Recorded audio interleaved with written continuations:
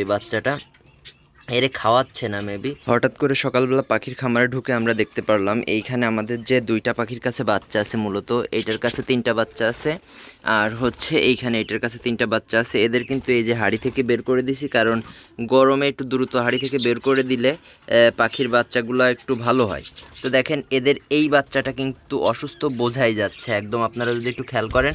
আর এইখানে যে দুইটা বাচ্চা আছে, দুইটা বাচ্চা কিন্তু হেলদি এবং পুরোপুরি সুস্থ।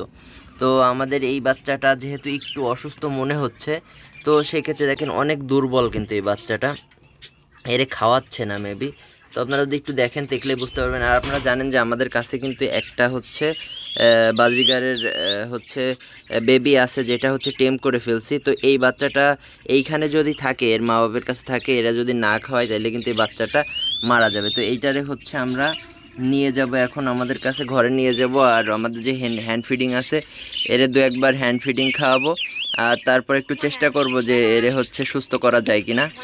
আর দেখেন এইটা হচ্ছে হাঁড়ি থেকে যে বাচ্চাগুলো চোখ ফুটে যায়, চোখ ফুটে গেলে কিন্তু আপনি গরমকালে হাঁড়ি থেকে বের করে দিতে পারবেন। আসলে আমি যেহেতু শীতের শেষের দিকে রেস্টে দিছিলাম পাখি, সেই ক্ষেত্রে কিন্তু এখন এই গরমেও কিন্তু পাখি ব্রিডে আছে।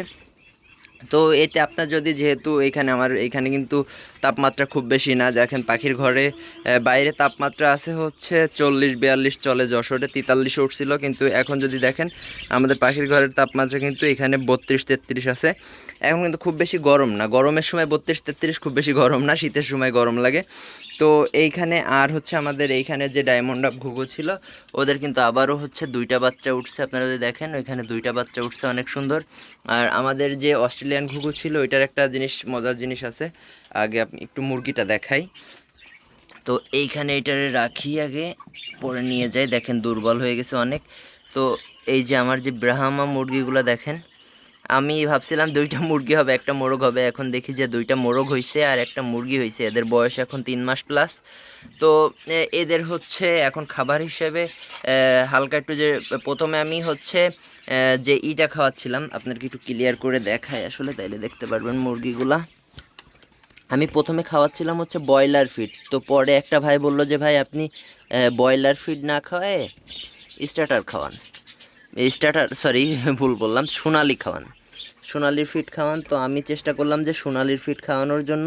তো আমি এখন হচ্ছে সোনালি ফিড খাওয়াচ্ছি, আর সাথে যেটা খাওয়াচ্ছি সেটা হলো যে ধান খাইতে দিচ্ছি।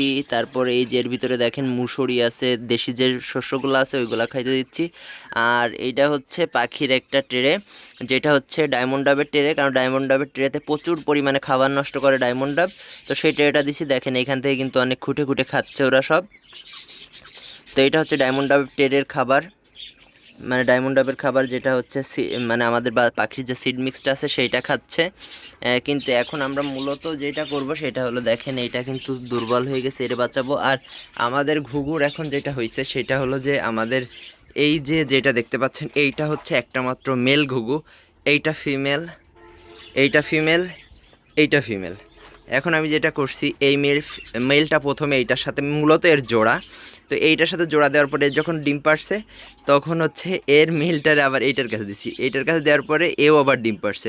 তো ওইটারও বাপ এইটা, এইটারও বাপ ওইটা। তো একটা আর নিচেরটারে ভাবতেছি যে এবার নিচেরটার কাছে দিব, এতে করে পাখিদের রেস্টও হয়ে যাবে আর আমার একটাও মেল পাখি কিনতে হবে না। আর আমাদের জাভা পাখির কিন্তু একটা মেল মারা গেছে। এখন যেহেতু জাভা পাখি অনেক দিন ধরে ডিম দিচ্ছিল না, এই কারণে তিনটা জাভার একসাথে দিয়ে দিছি। যে জাভাটা জোড়া নিবে, আপনারা জানেন যে বক্সের ভিতরে থাকে জাভা, তো যে জাভাটা জোড়া নিবে সেই জাভাটা কিন্তু বক্সের ভিতরে দুইটা একসাথে থাকবে, তারপরে বাদবাকি একটা আলাদা করে দিব।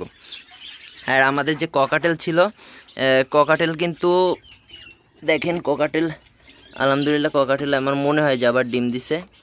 এই দেখেন ককাটেল আর একটা ডিম দিছে, আগে একটা বাচ্চা হয়েছিল। বাচ্চা কম হইলেও কিন্তু আমাদের ককাটেলে অনেক ভালো ডিম দেয়, যেটা অনেক ককাটেলে দেয় না। আর এই পাখিগুলা হচ্ছে ডিম দিবে 2-1-এর ভিতরে, দেখেন সবগুলো হাঁড়িতে যাচ্ছে। তো দেখা যাক, পরবর্তী রেজাল্টের জন্য অপেক্ষায় আছি। আর এইখানে হচ্ছে আমাদের 3টা লুটিনো মেল আর 3টা লুটিনো ফিমেল, এটার হচ্ছে আলাদা করে রাখছি, যাতে হচ্ছে জোড়া দেওয়ার সাথে সাথে হচ্ছে ডিম বাচ্চা করে, আর আমাদের কোয়েল পাখিগুলো তো ডিম বাচ্চা করতে মানে ডিম করতেছে, বাচ্চা করতেছে না। আর আমি একটু কিং কোয়েল নিয়ে আসতে চাইছিলাম, কিন্তু কিং কোয়েলের অতিরিক্ত দাম চাওয়ার কারণে, মার্কেট প্রাইস থেকে বেশি দাম চাওয়ার কারণে আমি আর নিয়ে আসতেছি না। আর আমরা 2-1 ভিতরে হচ্ছে মার্কেটে যে আমাদের ফিন্স পাখির ফিমেলটা মারা গেছে, তো আমরা ফিন্স পাখির ফিমেলটা হচ্ছে নিয়ে আসবো। আর নতুন নতুন কিছু মুরগির কালেকশন, আমি একটু কোচিং যে সিলভার কোচিংটা আছে ওইটা নিয়ে আসতে যাচ্ছিলাম মুরগি, কিন্তু আসলে সিলভার কোচিংটা আমি কারোর কাছে মানে মন মতন পাইনি, মনে যেটা চাইছে সেটা পাইনি, এই কারণে নিয়ে আসিনি। তো দেখেন এটা হচ্ছে পাখির খাবারগুলো খুঁটে খুঁটে কী পরিমাণে খাচ্ছে, অনেক মন দিয়ে খাচ্ছে। যাই হোক, ধন্যবাদ সকলকে। আর এইটারে হচ্ছে এখন আমরা ফিট করাবো, দেখি আমাদের যে ফিট করাইতে পারি কিনা, বাঁচাইতে পারি কিনা, আপডেট আপনারা পাবেন। ধন্যবাদ সকলকে, আসসালামু আলাইকুম।